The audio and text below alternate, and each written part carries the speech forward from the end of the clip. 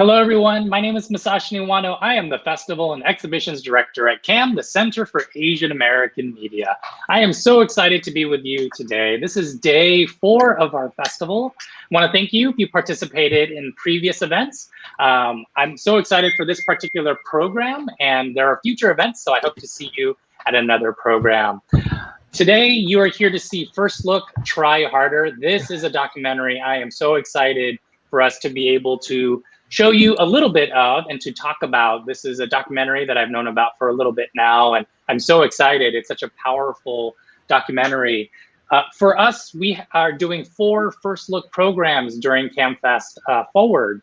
This is our opportunity for you all to get the first exclusive looks at documentaries, narratives, web series. Just this last hour, we did one with the Asian Art Museum with their new exhibit. For you all to start to put it on your calendar for next year. These are really amazing films that you should be aware of. For this particular program, I'm excited. We have 5 guests with us. These are 5 key people who made this film happen. So first off, I want to welcome Debbie Lum, our director. We also have Lou Nakasako, the producer cameraman, Mr. Shapiro, or also Richard Shapiro, who is a subject. And we have 2 student subjects as well, Ian Wang and Sophia Wu. So hello, everyone. Welcome. Hi. How is everyone doing? Great. Doing good. We're hot. Good afternoon to you. I think everyone in the Bay Area has that kind of glow right now. One thing I did want to mention, there's a lot of you out there watching this. It's exciting. You do have an opportunity to ask Debbie and everyone on this panel questions right underneath the player. Put in your question in the box, and I will get to those in a little bit. To start, Debbie, let's talk about the origins of this documentary. Can you talk about why this was a story you wanted to tell? Yeah, I would love to. And I also just want to first start by saying thank you so much for hosting this conversation. You guys are an amazing partner and have really supported this film so much and all of my work. And thank you for our wonderful subjects who are here to talk about it for one of the first times, actually. So yeah, the film, I have always wanted to tell stories that shine light on underrepresented Asian American stories. And my particular sweet spot is kind of drilling down into Asian American stereotypes and looking at the stories that are underneath them. And this film actually began as a film about tiger mothers. So I'm a mom. I've got 3 kids who are all in this, in school and very young, and everybody around me in kindergarten was obsessed with getting into college. So I started out looking at actually, what it takes to get an Asian American kid into college from the vantage point of mothers, and particularly I was kind of looking at this whole stereotype of the tiger mother. And when we started out, Lowell, I'm in San Francisco, and if you live here, or you live anywhere in the Bay Area or in the country, you've heard about Lowell High School. I mean, it's the iconic school. But at the beginning, it was going to be 1 chapter in the story. When we visited Lowell, we realized that there was just this incredible story that had not ever been told. And the story of the Asian American, this predominantly Asian American high school, where students are, high achieving academic students under a lot of pressure, is everywhere in the media, but it's not something that people really look at very closely. And so that's what we're doing. And I might have to pass the baton to Lou, actually, because Lou, who can explain how we first got into the story, is pretty interesting. Yeah, so basically I'm from San Francisco, and like Debbie said, Lowell's kind of like the golden child of like public education in the city, right? It's like I remember we used to have basketball practice every week And then there was this one time where one of the parents or kids got into Lowell, and for about a month straight, she like repeated to either me or another parent that her kid had gotten in, right? So there's been a ton of that conversation growing up. So you grow up like just knowing that Lowell is like the gold standard, right? And there's a couple things that are kind of associated with it. One is like the smartest kids go there, and two is it's incredibly rigorous, right? So basically, when Debbie asked me to work on this project, Lowell was pretty much kind of always in the back of our mind as a singular chapter. But actually, the idea to kind of do an entire film about it didn't kind of come to fruition until basically through like my ex-girlfriend, right? She was working at a lab at UCSF, and they basically had this program where a lot of Lowell kids would do internships there, right? And a lot of the kids were doing really good work. There were a couple kids who were kind of doing it to pad their college resume. So basically through that program, we met the brainchild of it all, and his name's Richard. And Richard was graciously, was our in to the school. And, me and Debbie are incredibly thankful for that. So it's probably a good time for Richard to explain why he decided to kind of pave the way for us. Well, yeah, I do. Thanks, Lou, and thanks, Debbie. And thanks to CAAMFest, not just for having this, but special thanks to Debbie and Lou for getting the story out. I mean, Lowell's like an amazing place that transcends really the brand recognition in the San Francisco and the Bay Area. I mean, I could go on forever, and I won't, about the explosion of life and excitement and tragedy, et cetera, that goes on at Lowell. But I always knew it's a special place. So Lou contacted me about maybe looking into making a film there, coming from the Lowell Science Research Program, which I've been a part of since before it began. And I just thought just getting that one small part of Lowell out into the world would be so terrifically exciting. And it's from day one, meeting Lou, meeting Debbie, it just was quite clear that there was a creative vision and talent to blow the story up to as big and broad and as bright as one could imagine. I'm very, very grateful to have been a part of that. That's wonderful. And I just want to remind everyone in the audience, we are going to show an exclusive clip very soon, so stay for that.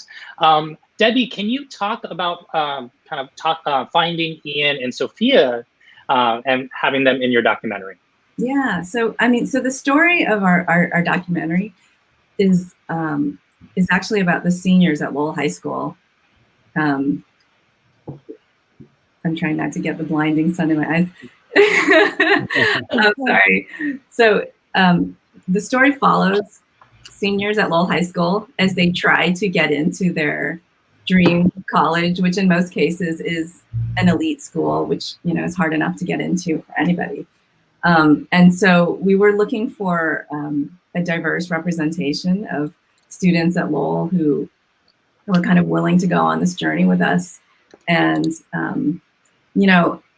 honestly, it is when you go to an ecosystem like Lowell High School, you could film, the kids are amazing, and there are so many amazing kids too that you could follow, and everybody has a story. But some of it was, but a lot of our story, we kind of,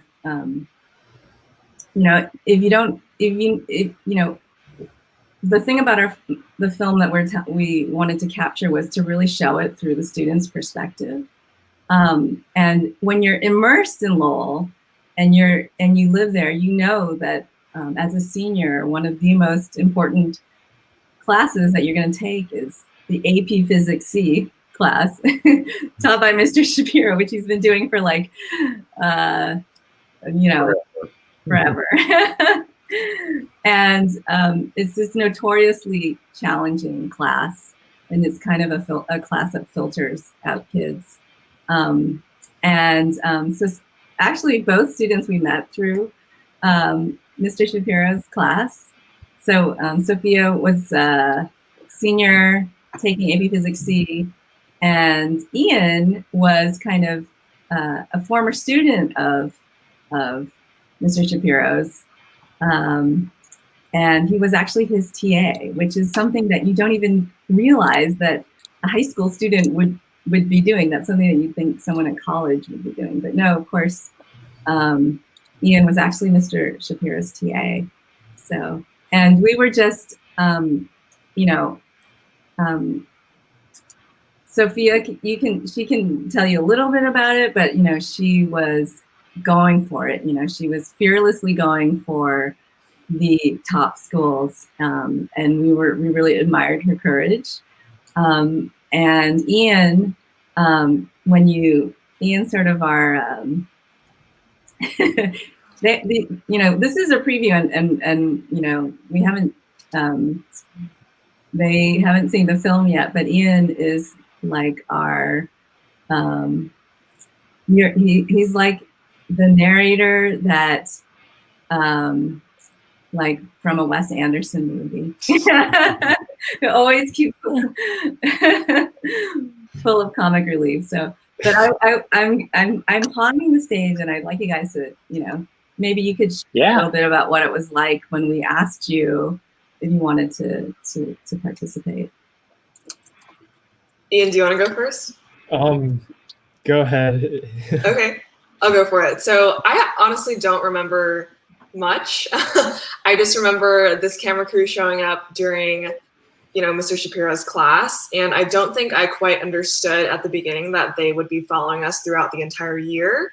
But when they asked if they could film, I didn't see any reason to say no. And so that's kind of how, I ended up getting followed through my senior year. And it was honestly a very fun experience. And I think there were several times when Debbie and I sat down to chat about things, and I was able to reflect, in front of a camera, but she asked me questions that I wouldn't have thought to ask myself about this process, about this process in the context of my relationship with my parents and expectations and all that. And so it was definitely a really great experience. And there are also some, can't quite remember at this point, but there are some fun situations where that they captured on camera. And so I'm really excited to see that, because I don't think there are not many college students who have this time capsule of their senior year of high school. And frankly, I don't remember the granular details, but I'm very excited to see the rest of this film and kind of get like a throwback to senior year. Yeah, absolutely. Like, really building off what Sophia said, like it's like pretty amazing that you guys have captured a slice of a period of time in my life that was very life-changing to me. And like when I initially signed up, I didn't quite really know what I was signing up for, but I don't know. Like, I guess in hindsight, it's going to be a nice trip down memory lane in a few months or years, when I get to see like both the highs and the lows of the whole experience, and like some of the more cringy moments for myself that I could sort of remember. So it's going to be nice to see those live on television eventually.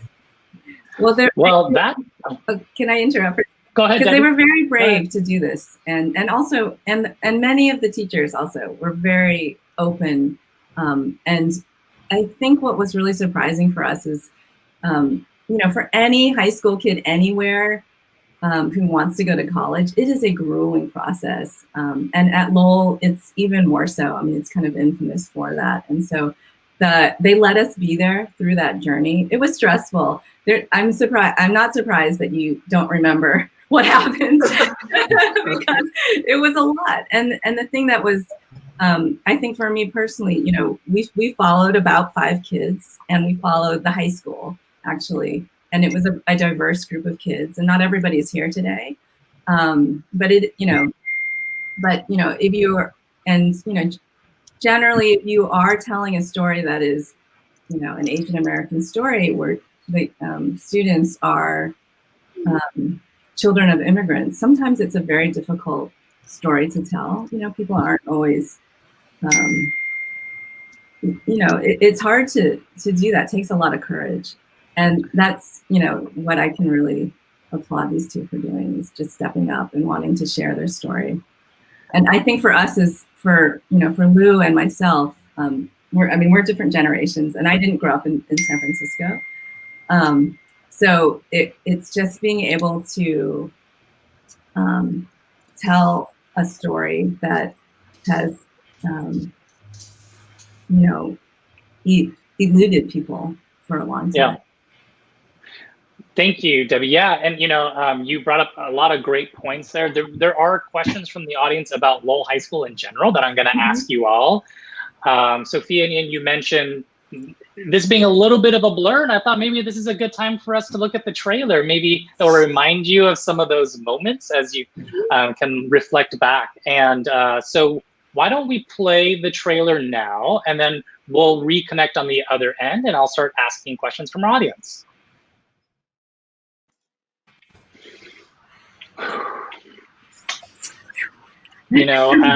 Yes, there's a lot happening in there. And I definitely, for people, if you have any reflections of what you just saw, and again, if anyone has questions, please feel free to ask.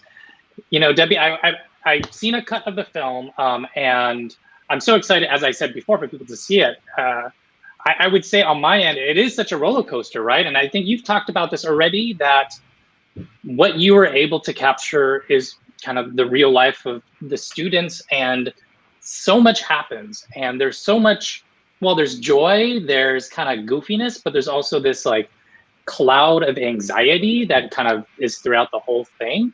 I'm curious for maybe some of the subjects, Ian, Sophia, Mr. Shapiro, if any of you have any reflections seeing that footage. Does that remind you of anything of those times, or anything that you would want to share? Oh my gosh, it was so fun to see all of that footage. I completely forgot that we had a dragon boat team. It was so fun to see that. And the basketball games, and just the hallways even, and Mr. Cooley's class, Mr. Shapiro's hair back then, just seeing all of that was really fun. But also, personally just noticing, my own parts and the things that I had to say, I definitely sound like I knew a lot more than I really did. And so it's interesting having the perspective that I have now as like a college student, and seeing myself back then thinking something that I truly don't know if it came from myself or from my parents. That was very interesting. And of course, seeing everybody else's like emotions come through, I know that definitely was something that I've forgotten about almost. Yeah, like it was really interesting seeing myself like back then. I guess if that's any preview of like how cringy I will be during the rest of the documentary, I'm 100% here for it. It was also really nice to receive a reminder of like the almost totalitarian anxiety that that clouded over all the seniors in the fall, because I don't know, like there was a lot riding on this entire process for a lot of folks. A lot of people had very different pressures, and it's just like it's really eye-opening to see like what motivates everyone and how everyone like functions within this cloud of totalitarian anxiety. Mr. Shapiro, what were your thoughts? Well, it's so amazing to see, like in this living filmed image, what I've seen Lowell students go through now for decades. And what's so impressive to me, continues to be impressive, is how they accept it. You saw one kid, I know his name, but that one kid say, yeah, I'll probably get my dreams squashed or something like that. But the thing is, people accept the difficulty, they accept the pressure, they accept the fact that many, if not most students are actually doing too much work and taking too many challenging classes, not too few, not trying to just get by. And so they accept a challenge, 110% challenge. And no matter what happens, they do survive at a nearly 100% rate. Some don't, and that makes them stronger people and better able to succeed in what's most important to them, which does change in a year or 2 or 3. Like I remember a student who, a young woman who got into MIT, and yet, like many of the students at Lowell, she was brilliant. She's now a veterinary assistant and quite happy. You might think, oh, that's terrible. It's not so terrible. She lived her life the way she wanted to live it. That's great. And Debbie, you mentioned kind of the filming of this documentary. Maybe a question for Lou and also for Debbie. There is a lot of footage shot in these classrooms with the students. There is also some footage outside of the school itself, especially when people are starting to find out if they got into schools or not. Can you talk about filming of this documentary and how you worked with the students, what you felt, especially during these stressful moments? Like, how did you negotiate wanting to capture this moment from a human being, but also making sure that you give them that space to actually live their experience? I'll jump in real quick, Lou. Lou, because he's pretty humble, but he lived at high school. He relived high school for the period of time that we filmed this. And, we were just joking before this whole thing started that you probably can't distinguish him from Ian and Sophia as students. And that's what it was like when we were there too. Obviously, I had a much more maternal presence. And as Sophia brought up, the relationship with parents is really a big part of the film, actually. And how much the parents influence the students as they're going through this, coming of age, growing into young adult story. But Lou was just, you guys can attest to it or not, but he was there living with the kids and really like put in the time and made the kids feel like they could tell their story. And I will. What's up now? So, like, I guess when people ask me about what it was like working on the film, a lot of times I'll say that the experience was a little bit like 21 Jump Street. It's like you're like Jonah Hill or Channing Tatum. You're like going back to high school. And I think because I'm like a little bit younger, I'm like I can ask them, certain questions about, that are maybe outside of school. You know what I mean? That they might have, that they might want advice on, or, and I always tried to approach the subjects coming from a place of empathy, because one of the things that really stuck out when I went back to high school pretty much is that it's a lot harder to get into college these days, a lot harder than it was for me. And I only graduated from high school about maybe 10, 11 years ago, right? And so much has changed. And so in knowing that, it's actually easier to be very empathetic to what the kids are kind of going through, right? And even if they do have a hesitation about being filmed, part of my position was just to be very understanding of that, but then also try and frame it in a way about why it would be important to get this on camera, right? Because the reality is that there's not a ton of Asian American stories out there. And even like when I was at the film program at UCLA, right? People have very fixed perceptions as to what, model minority students may be, and the reality is that, a lot of the kids at Lowell are facing a lot of challenges, you know what I mean? And it's actually good to maybe share your story so that, kids that are outside of the community will be like, oh, I actually kind of relate to what so-and-so is going through or whatnot, right? So that was always kind of like my frame of mind in terms of asking kids to, film things that they may not want filmed. I think That's wonderful. Oh, yeah. I just want to Go say, ahead. I think it's a really exciting time because I've been making Asian American documentaries for a long time. And, when we went, one of the main reason we told this story was because the kids wanted us to. I mean, it was palpable. It was like, it's our time to have this story told. So many times it's really just a surface examination of what's going on. But these guys wanted to have their story told. Yeah, I think it's a testament, Debbie, to you, and also probably for you, Lou, as well. I mean, one film that I was thinking about while watching some of this documentary was AKA Don Bonus from many years ago. And in that documentary, really the filmmaker just gave a camera to the main protagonist and said, let's see your life through your lens. And there's something about this film that although there's a camera person kind of chronicling what's happening, there's an intimacy. There seems to be less walls, like a true honesty of what people are going through, right? It felt very true to who they are at that moment, and I really did appreciate that. So as far as questions from audience, we have a lot, so I want to make sure that I go through them. It's a mixture for the filmmakers and then also for the students. I'll kind of go back and forth. I think the first question, and there's like 3 of them, I'm just going to put it into one, is the pandemic and COVID-19 and how that has impacted whether that is the Lowell High School, but also any colleges that you're all are at right now. And also, has COVID in any way changed the way you think about your future or how you appreciate things in your life? So anyone who wants to take that on. Ooh.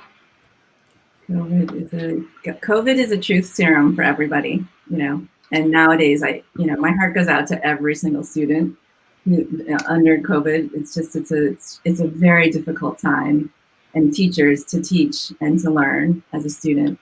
And so I'm curious to hear what you guys have to say about it. But it's everything is shifting, everything is changing in terms of what is our, people are looking at what is the most important thing. Is it the most important thing to achieve?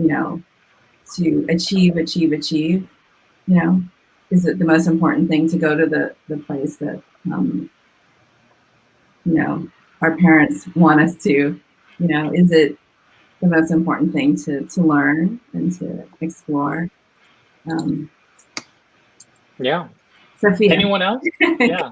Go. Sure. I feel like Mr. Shapiro can speak to this more as to, how COVID has impacted Lowell. But for me, I think that I had always felt very lucky that I, first of all, didn't graduate this past year. And second of all, didn't have to enter college during this time.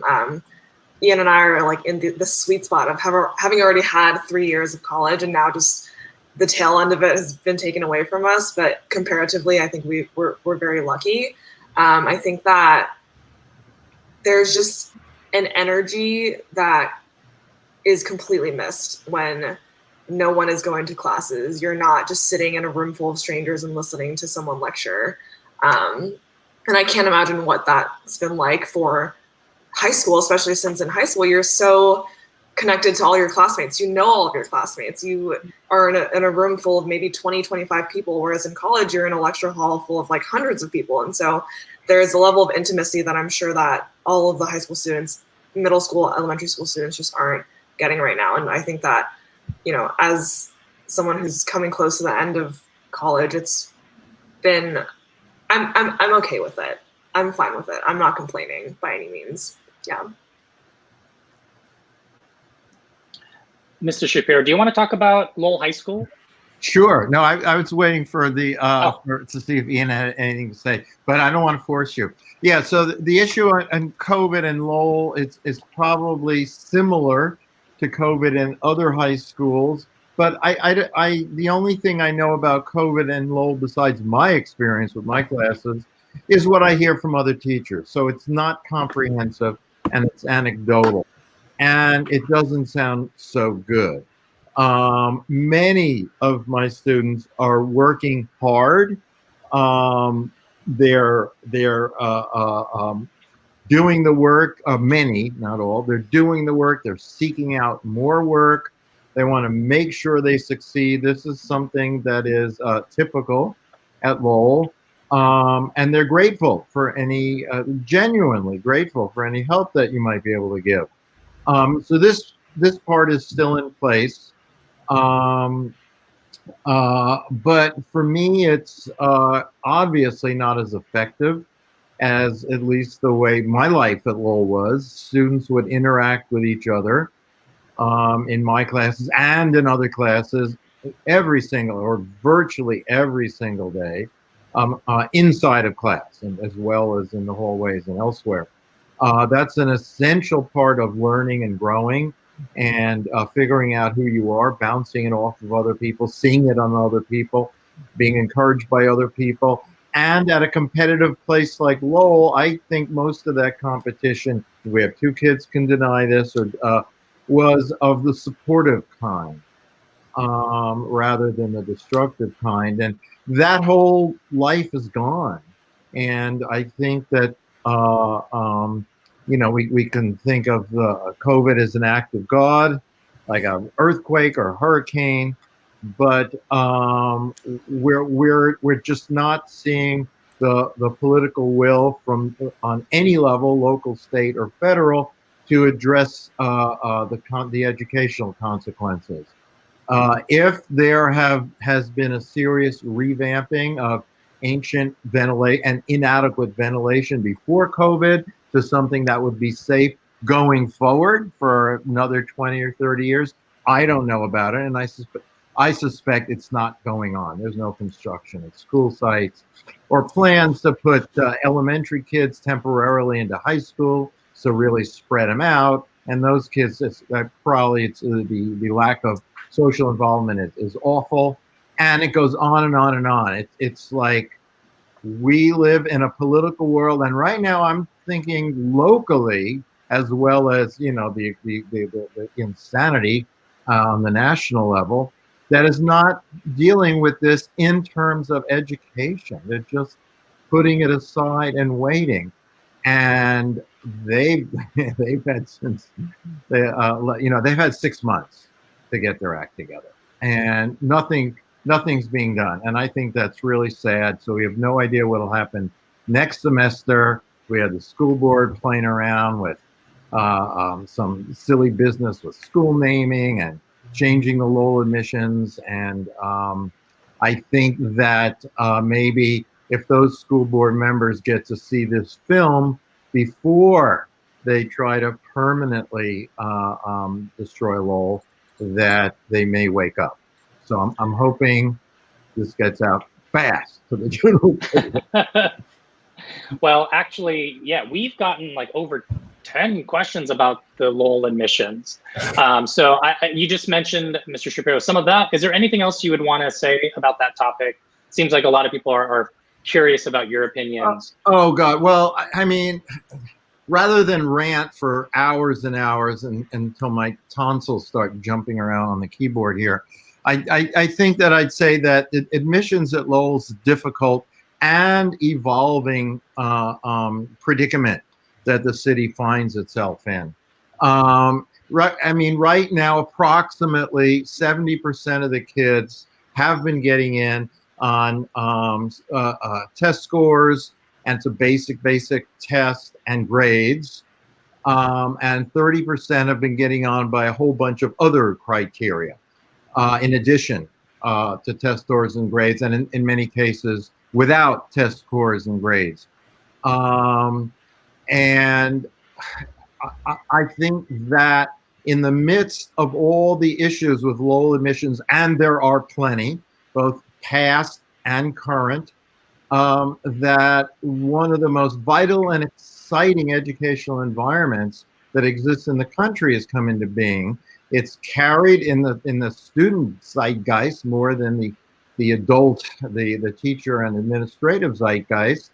And the district as a whole just doesn't seem to care. They take it for granted and are more concerned in how things might look or sound politically than in something called, oh, the word begins with an E, I can't remember. Oh, maybe education. And I think when we lose sight of the fact that the reason the students are at school and the teachers are working there, and sometimes it doesn't even feel like work because it's so exciting, is based on the fact that of students getting the best kind of education in a broad way that they possibly can. And at Lowell, they're doing it in sports and music and doing internships in world-class laboratories at UCSF and so forth. And I mentioned a few things. I could, listing all the things would just basically be the end of the show. And so I think that needs to be preserved. That's the bottom line. You don't play politics with a jewel. Thank you so much.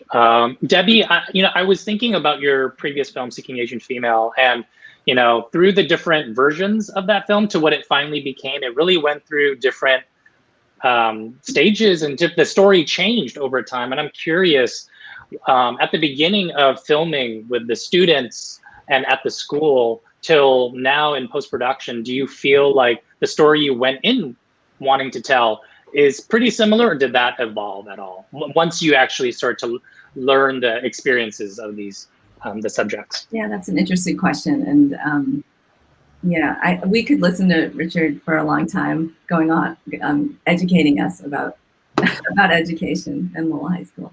Yeah. It definitely changed, but it did primarily change before we started filming, when we thought we were going to make this broader film that looked at it through the perspective of parents and how crazy parents are.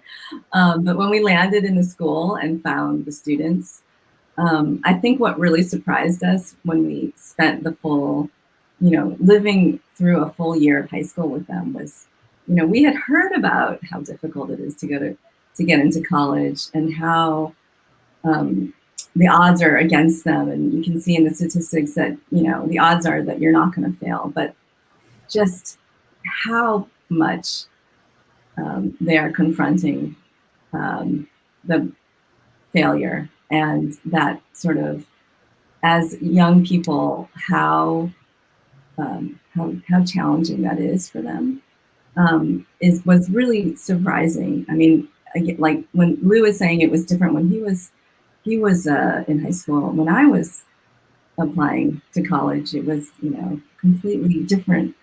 It's a completely different universe. And so I think for most people who come into seeing the story now, who haven't been firsthand experiencing what it's like to get your kid into college, it's shocking. It's really shocking, the level of work that is expected of any high school student today, and the demands that are placed upon them. I think we were really surprised by just how much they went through. Yeah. Yeah, and that actually brings me to another question. This question, let's see here, is, and I guess this goes both for you, Debbie, as far as themes in your documentary, but then also people who are, who went through these experiences, and it's about mental health. So the question is, can people comment on mental health concerns for the Lowell students? And are they being addressed by administrators, counselors, teachers? So maybe for people, if you can talk about your experiences with that, and then Debbie, if that will be a theme in the documentary for you. Yeah, if anyone wants to talk about that. Like while I was at Lowell, I noticed that like the mental health landscape was not particularly robust, largely because everyone kept comparing themselves with the next person, and like I guess like a majority of the class comes in like with like superb test scores, superb GPA in middle school, but that all changes at Lowell, where everyone, or like 70% of the class basically has all the numbers to back their ego. So yeah, you see a lot of people's self-esteem go through the floor. It's definitely really hard to see. and just like all the toxic activities that come as a result of that, it's definitely not a good thing to see. And I think the administration has a lot of work to do, really, just like reinforcing good mental health practices and just like positivity in general, because I think that that's really lacking. Like for me, I was really lucky to have a lot of great friends and just like having a lot of great group chats, especially during the college application season, where all these anxieties just boil to the surface. So yeah, the administration has to step up, because like I think, especially in this virtual setting where people don't have those informal interactions to support each other, I think it's just all the more important now, more than ever. Yeah. You know, I'd like to jump in for a sec, because we spent some time, mental health is definitely a theme that we explore in the film. We went to the Wellness Center and we went to the Peer Resources Center, which are two great resources the students have for, but you know, the kids have to voluntarily go there. And because they are so determined and single-mindedly often determined to achieve their college goals, they're not always going in there. But the thing that really struck me when I was speaking to a counselor in the peer resources workshop is that Lowell is actually when we were filming it was, and I'd have to look now, but it was the biggest public high school in San Francisco. Yes. And she said, yeah, and she said that, you know, people look at Lowell and say, oh, these are the smartest kids. They don't need any extra services. They're all going to do fine. And the truth of the matter is that if you look at high school students or young adults, young adolescents across America, the rates of anxiety and depression go up the highest in kids, are going up the highest in students just like the kids at Lowell. So it's really this, again, everything is a little bit topsy-turvy from what we all knew of what high school was and, you know, is. And I think that it's like, you know, there's some going under the radar. There's a bit of invisibility. It's a lot of immigrants from, you know, a lot of them are, not all of them. There are a lot of first generation kids of all ethnicities, but it's definitely, I think people sort of can overlook Lowell in a weird way, even though it's this kind of, like Lou said, it's the golden child of the system. The kids can fall through the cracks, and you know, you've seen it throughout the Bay Area, the problems with mental health and stress, and you know, it can be tragic. Great. Next question is for Ian and Sophia. The question was, Ian and Sophia, you're all grown up. Is there anything you would do differently on your college journey looking back retrospectively? What advice would you give to students currently at Lowell High School? That's a good one. Oh man, don't just listen to your parents. I would say, I think that was probably the biggest mistake that I made. Not that it was, you know, to my detriment, but I think that I didn't do my own research. I just took for granted what my parents told me and took for granted that these were the schools that I should apply to, when in reality, I think that I would have been better served had I gone out on my own and tried to find students at these schools to actually talk to see if these schools were a good fit for me. I think that's what I would do. If there are any high school students listening, if you have any access to, you know, kids who go to the schools that you're interested in applying for, I would recommend reaching out to them and just asking to chat and seeing what it's been like to go to that school, rather than just relying on college websites, which really don't tell you that much, I think. Yeah, so I guess like three main things. Like the first one being don't compete conventionally, compete differently. So don't work harder than everyone else, work smarter than everyone else, do what you love, because that's what's ultimately going to set you apart. Like just like having a virtuous cycle of activities, just knowing who your resources are, knowing how to utilize your resources, and just like asking teachers for help. Like for me, I really grew as a writer under Mr. Shapiro because I went to his office hours. Get to know your teachers because they'll help you develop as a person, as a student, and like they may even write you really good letters of recommendation. Thank you, Mr. Shapiro. And my next piece of advice, just like don't put too much pressure on yourself, because if you're doing what you love and you don't compare yourself with others and you find yourself to be unique, like I think you're going to be mostly fine. Like it's all going to work out in the end, because it doesn't really matter where you go to college. It just matters what you do when you're in college, and that's what sets you apart.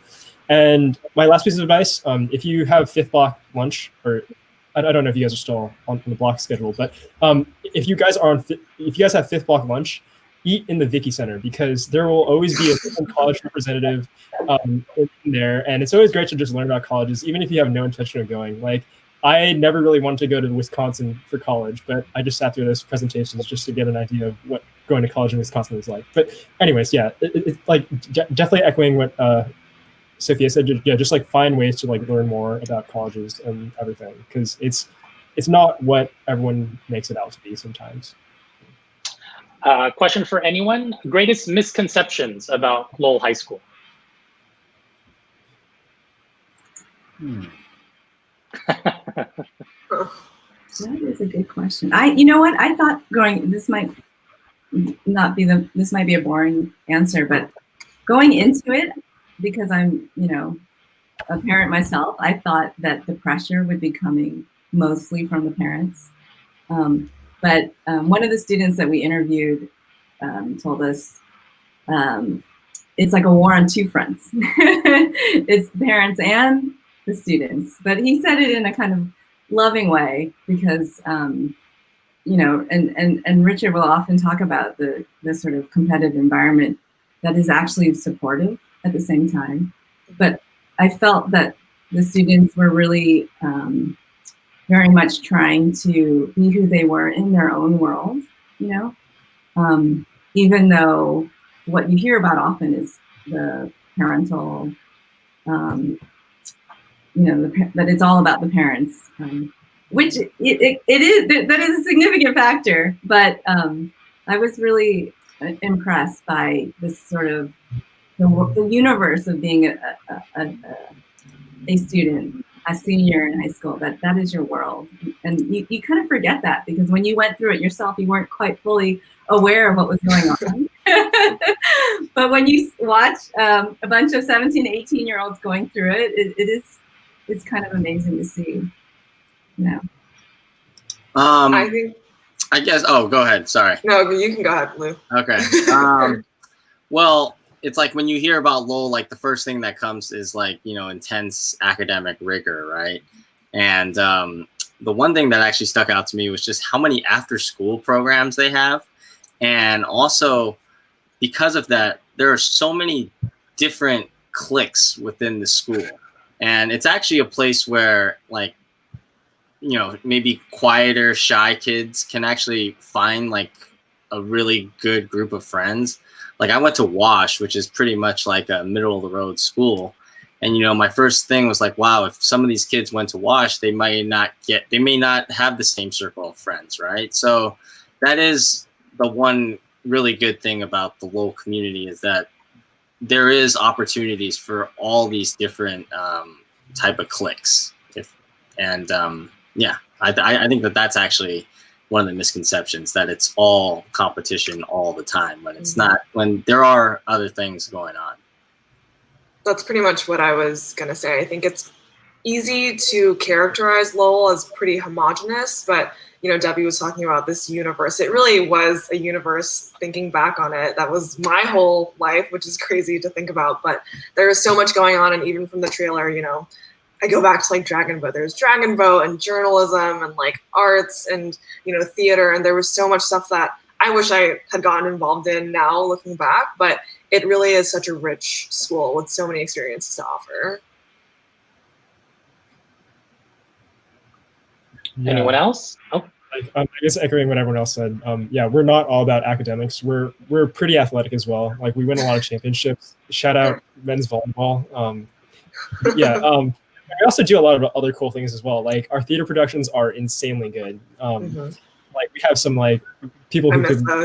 yeah, I like, man, what I would do to get an experience like that again. And like, yeah, just like we're good at everything. We're not only academics, I guess. Yeah. But it is surprising to be at a high school where there's this kind of nerd culture. The nerd is the norm. We're learning, and there's, I mean, it's like, it's, you know, you can't compare high schools. So all high schools have their own ecosystem. But I think there is something to that.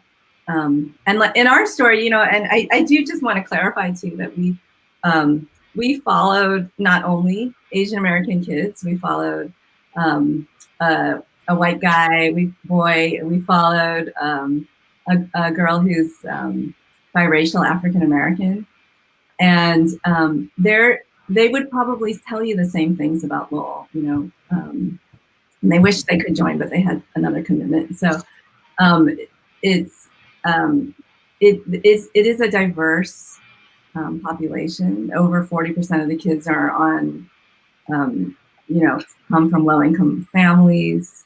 There's, you know, there's a bunch of statistics I could throw out there, but I can tell the time is tight. So yeah, I just want to add, in at least in closing for this question, that the thing that surprises me every year, and since the first year, that in addition to having a lot of really bright students at Lowell, the concentration of hard work and of grit is what blows my mind. You know, the students figure out and they decide for themselves who are the most brilliant in this or that, whether it's in the theater or in math or whatever. And they respect those kids for what they're really brilliant at. And I think, and they push each other to work the hardest that they can. Some kids overdo it, some kids underdo it, but for the most part, the hard work and grit is the most impressive thing about Lowell, and it's always unexpected to me. That's great. We are sadly running out of time, so I have one more question / comment. It's a little bit of both. It's from someone named Isaac. They said that they wanted to thank the organizers who put this program together. They want to thank the panel, you all, for sharing your thoughts. He says, I am a graduate of Lowell High School in 1993 and a former student of Mr. Shapiro's. Get his last name. Type his last name. Right. Murakami, Isaac. I remember. He says, Mr. Shapiro, let's see, I remember Mr. Shapiro being as thoughtful and caring back then as he demonstrated in this panel. The trailer reminds me of my own high school experiences and conversation I had with my friends back then about academic pressures. How can I be informed when this film is released? I'd love to learn more and stay involved. So question for you, Debbie, if people are interested, how can they follow your journey here? Thank you. And thank you for that comment, Isaac. We cannot wait to share this with you. Please visit our website, tryharderfilm.com, and you can join our mailing list. And yeah, we are really excited to do a lot with the film. And so there's plenty of ways to get involved when it comes out next year.